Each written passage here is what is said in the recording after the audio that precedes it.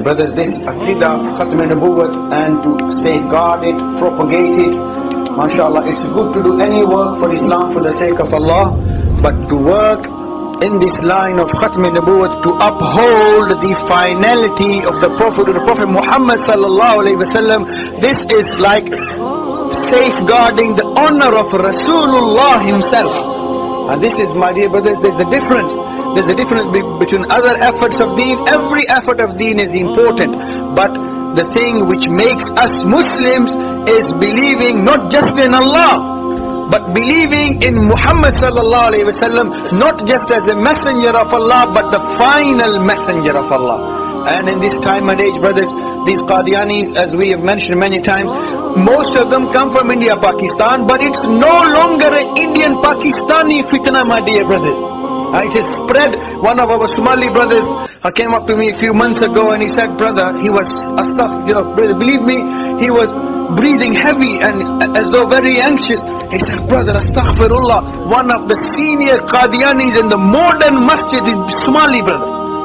Another Somali brother came to me and he said, these Qadianis gave the Somali man 10,000 pounds to go and preach Qadianism in Somalia. An Egyptian brother came to me a few months ago and he said, on a Friday, he said to me, brother Sheikh Mumtaz, I used to think this was a Pakistani fitna. In Egypt, Qadianis are spreading literature. Why are you going to Makkah Mukarramah? Why don't you go to Qadian? It's better there. Astaghfirullah. As the elder was saying, one of the biggest Qadiani annual gatherings outside India is in Nigeria. Millions of Qadianis in the west of Africa, and in East Africa, in other parts of Africa, and a regular Qadiani annual gathering takes place in Palestine. And in fact, one of Mirza Ghulam Ahmad Qadiani's loyal, faithful servant, generation after generation, was a family of Palestinians. One of their sons, many years ago, alhamdulillah, he became a Muslim, and he made tawbah. Uska naam kya tha? Mahmoud Auda, yeah. Hassan Mahmoud Auda, he embraced Islam, he repented at the hands of Molana Ahmad rahmahullah, and initially these people, they came from India, they settled in Pakistan. From Pakistan, they came running to England. When they came running to England, our ulama, may Allah reward them, because people from India, Pakistan obviously know them better because they started there, so they've been on their case. But now they've spread their wings all over. They came and settled in England. Our ulama came from there, and Allahu Akbar, they pursued them. They started doing international Khatm al-Nubuwwat conference on a global level, where they invited ulama from India, Pakistan, Bangladesh, Dubai, Saudi Arabia, from different parts of the world, Salafi scholars, Hanafi scholars, this is a united front. And to make you aware of how dangerous this fitna is, unfortunately we've got our own problems. People are saying, oh, Salafi, Hanafi, Shafi and all this, but you can say in this issue at least the whole ummah has been united for at least 30-40 years. Salafis, Hanafis, Malikis, Shafis, Deobandi, Brelvi, Al-Hadith, even Shias came on board and on this platform to refute the Qadianis, but still Qadianis are spreading. With the united Muslim global stand against Qadianis, but still Qadianis are spreading. Why?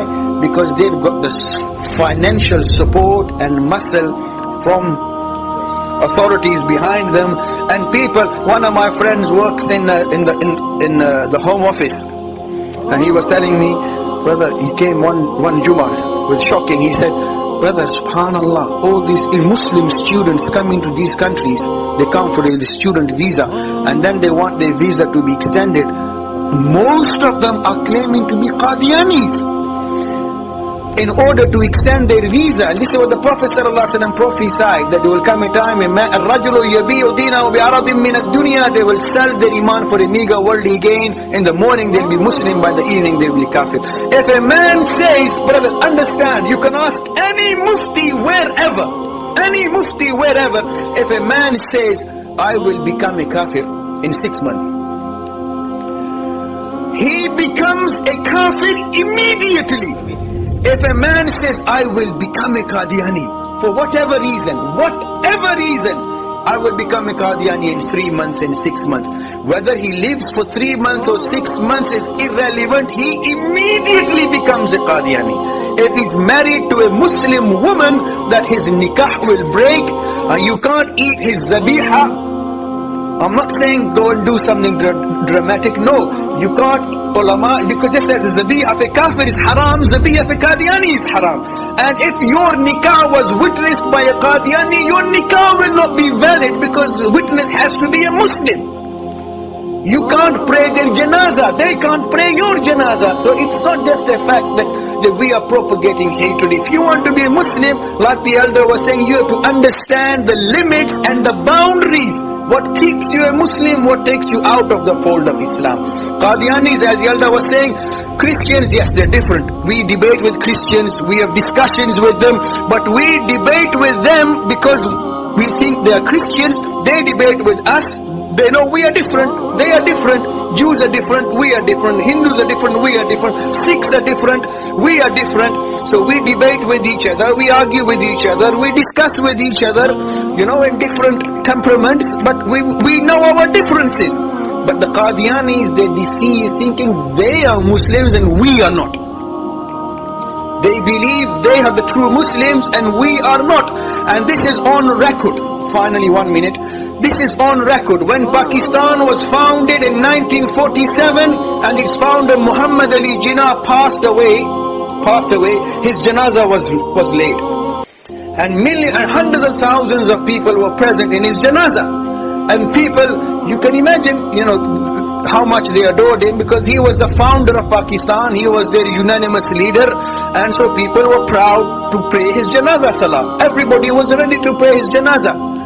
The first foreign minister of Pakistan was a Qadiani. His name was Zafrullah Khan. Hundreds of thousands of people are standing up, lining up to pray his janazah. Zafrullah Khan stood on one side.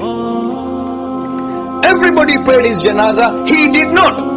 When he was asked, why did you not pray the janazah of the founder of Pakistan? He said, well, simple. You can either consider me a kafir foreign minister of a Muslim country, or you can consider me a Muslim foreign minister of a kafir country.